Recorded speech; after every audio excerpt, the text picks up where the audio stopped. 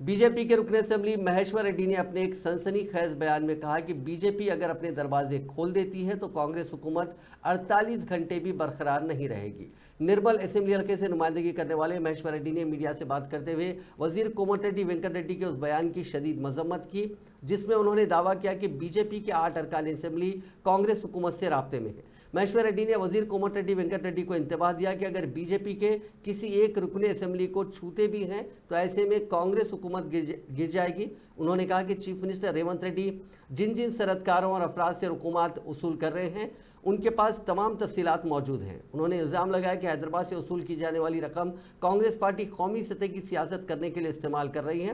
उन्होंने कहा कि बीआरएस के रुकने पार्लियामेंट रंजीत रेड्डी पर बदनुमानियों और धांधलियों के इल्ज़ाम आयद करने वाले रेवंत रेड्डी अब किस तरह उन्हें पार्टी में शामिल कर लिए हैं। మేకపోతు గంభీరం కొద్ది ఏదో ఒకటి మాట్లాడాలని చెప్పి నిన్న కోమటిరెడ్డి మరి దినంలోనే పోసుకున్నాడో తెలియదు, మధ్య భ్రమించి మాట్లాడుతున్నాడో తెలియదు। 8 మంది బీజేపీ ఎమ్మెల్యే టచ్లో ఉన్నారట।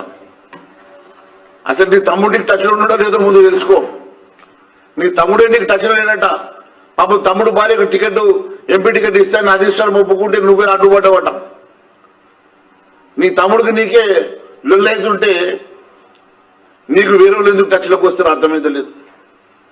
భారతీయ జనతా పార్టీ ఏ ఒక్క ఎమ్మెల్యే కూడా ఇప్పటి వరకు అటువంటి చరిత్ర ఎప్పుడూ లేదు।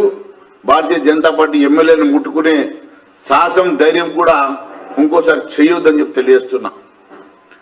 మా ఒక్క ఎమ్మెల్యేను ముట్టుకుంటే బిడ్డ 48 గంటల్లో నీ ప్రభుత్వం కూలిపోతుందని తెలియజేస్తున్నా। మేము